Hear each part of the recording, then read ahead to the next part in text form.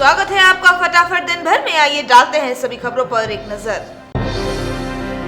शिक्षा नगरी कही जाने वाली क्राइम नगरी के नाम से मशहूर हो गई है। रुड़की के ढढेरा में 20 साल के छात्र का शव मिलने से सनसनी फैल गई। मृतक राव अमन कल देर शाम से अपने घर से लापता था। मृतक का शव ढढेरा रेलवे फाटक पर पड़ा हुआ मिला है। शव पर गहरे चोट के निशान भी मौजूद हैं। मृतक के परिजनों का आरोप है कि उनके बेटे की हत्या कर शव रेलवे फाटक के पास फेंक दिया गया है, जिससे किसी को हत्या का शक न हो सके। सूचना मिलते ही मौके पर पहुंची पुलिस ने शव को पोस्टमार्टम के लिए भेज दिया है और पुलिस तमाम पहलुओं की जांच पर जुटी हुई है।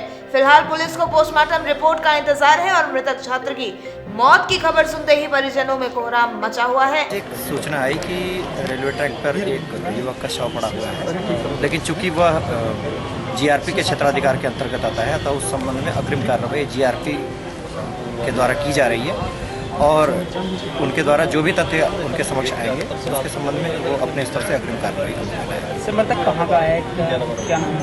ढंढेरा का बताया जाता है और बाकी सभी चीज़ें लिखवाई जा रही हैं। सभी संभावित पहलुओं से जो भी तथ्य सामने आएंगे उसके आधार पर अग्रिम कार्रवाई होगी। परिजनों को कहना कि हत्या की आशंका है? नहीं, उनके द्वारा जो भी आरोप लगाए जा रहे हैं, यदि उनके पुष्टि या प्रथम दृष्टया उस संबंध में कुछ साक्ष्य मिलते हैं तो निश्चित रूप से उसी दिशा में अग्रिम कार्रवाई की जाएगी। शरीर पे चोट के निशान भी हैं सर उसकी? वो सभी चीज़ें पोस्टमार्टम में जो मृत्यु का वास्तविक कारण है, जो जाहिरा चोटें हैं या अन्य तथ्य हैं, वो सभी का संज्ञान लेकर और पीएम रिपोर्ट में जो तथ्य आएंगे, जो मृत्यु का कारण आएगा, उसके आधार पर ही अग्रिम कार्रवाई किया जाना समीचीन है। हम सुबह तकरीबन 6:15 बजे घर से निकला। अपनी मम्मी को कहे कि मम्मी अभी तो मम्मी ने पूछा कि बेटा कहाँ जा रहा है, कि मैं थोड़ी देर में आ रहा हूँ, मैं अपने दोस्तों के पास जा रहा हूँ।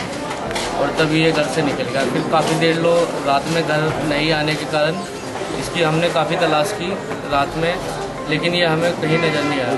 सुबह फिर हमने सोचा कि भाई चलो किसी यार दोस्त के पास रात में रुक गया होगा, पर सुबह ही पता चला कि 6 बजे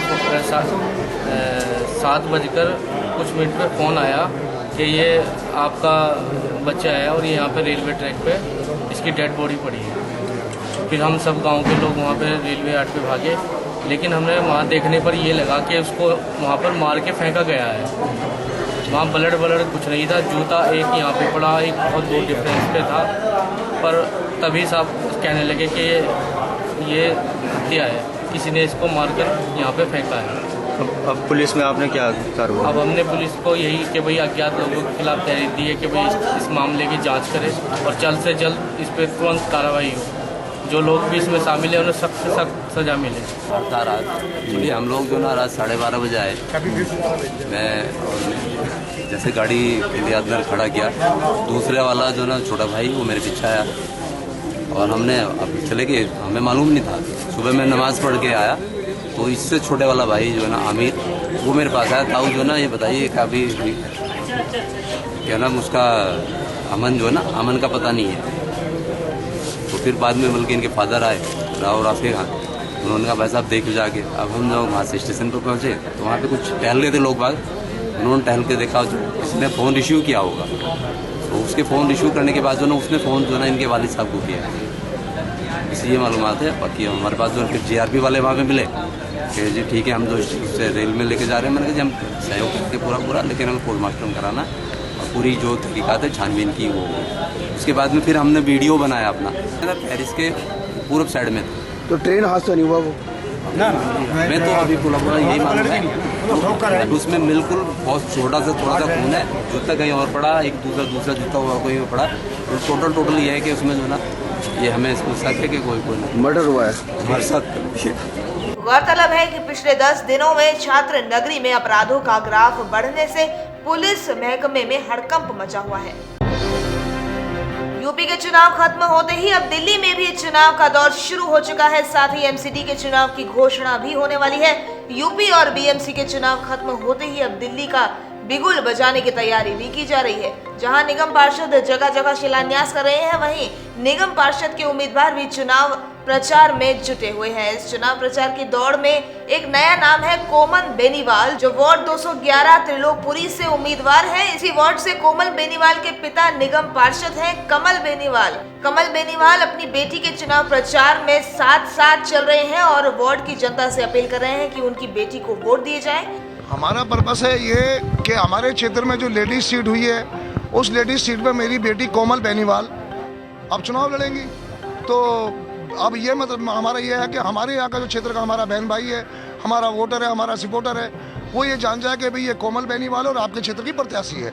मेन पर्पस तो आज का हमारा ये रहेगा। कोमल बेनीवाल का कहना है कि मेरे पिता ने यहाँ के लोगों की दिन रात सेवा की है और मैं भी उन्हीं के पद चिन्हों पर चलना चाहती हूँ और जो काम रह गए हैं उन्हें पूरा करूंगी। हमारा मुद्दा सिर्फ विकास है। मैं अपने क्षेत्र में विकास के लिए ही कार्य कर रही हूँ, क्योंकि हमारा मुद्दा है विकास से ही जुड़ा है। क्योंकि विकास कई तरह के होते हैं। विकास जैसे भी कमल बेनीवाल जी ने अपने कार्यकाल में विकास कराए हैं, इतने सभी विकास कार्यों का विवरण उन्होंने अपने होर्डिंग पोस्टर में दिया हुआ है और पहले से विकास करते आ रहे हैं और आगे भी विकास करते रहेंगे। हमारा तो नारा ही विकास है, लड़ाई है विकास की, जन जन के विश्वास की। जन जन का विश्वास हमारे साथ है और जब इनका विश्वास साथ है तो विकास भी हमारा हो गई। और आज बड़ी खुशी का विषय है कि आने वाले निगम चुनाव में इनकी सपुत्री बहन कोमल बेनीवाल जो हैं ये यहाँ से पार्टिसिपेट करेंगी। और देखिए हमारे जितने भी लोग हैं, जितने भी कार्यकर्ता हैं, जितने भी यहाँ के रिहायशी लोग हैं, सब अपना भरपूर समर्थन देंगे। हमें पूरी उम्मीद है कि आने वाले चुनाव में इनकी अप्रत्याशित जीत होगी, जिसका पूरी दिल्ली में बहुत बड़ा इतिहास बनने वाला है। देखिए डेफिनेटली, क्योंकि इन्होंने एक तरह से इन्हें विरासत में सारी चीजें मिली है। अपने फादर को उन्होंने देखा है काम करते हुए, लोगों की समस्या को सुनते हुए देखा है, तो डेफिनेटली इनको बहुत बड़ा घर में ऐसा सारा काम मिल रहा है। तो आने वाले दिनों में हमें पूरी उम्मीद है कि वो और अच्छा काम करके दिखाएंगे ये।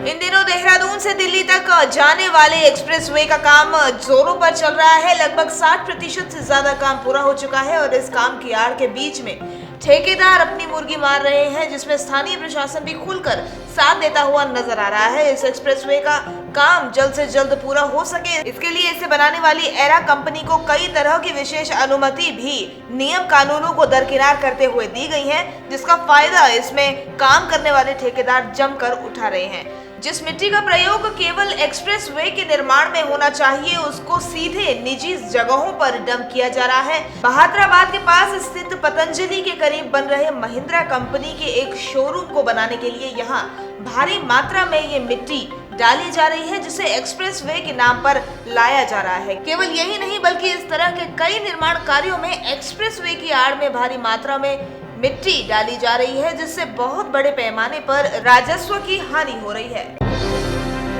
पिथौरागढ़ जिले को जोड़ने वाली राष्ट्रीय राजमार्ग नंबर 9 को इन दिनों OFC ऑप्टिकल फाइबर बिछाने के लिए सरकारी और प्राइवेट कंपनियों द्वारा खोदा जा रहा है। जिलाधिकारी ने इन कंपनियों को निर्देश दिए हैं कि राजमार्ग में ट्रैफिक को देखते हुए एक साथ पूरे मार्ग को नहीं खोदा जाएगा। इसके लिए 5 किलोमीटर की न्यूनतम दूरी रखी जाएगी और एक बार में 200 मीटर खोदने के बाद उसे ढक कर ही आगे खुदाई की जाएगी। सुबह रिलायंस जियो BSNL के द्वारा OFC केबल बिछाया जा रहा है। तो सड़कों में केबल बिछाने के लिए जो खुदाई होनी है उसकी परमिशन से संबंधित ये बैठक थी।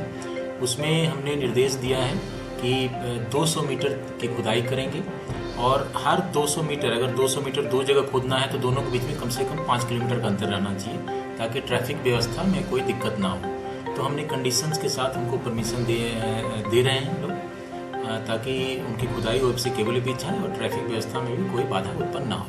साथ ही इसके अलावा पेयजल लाइनें कुछ बिछनी है DD हाट में, उसकी भी परमिशन की थी, जिससे रोड की खुदाई होनी है, तो उसका भी हम कंडीशनल परमिशन दे रहे हैं।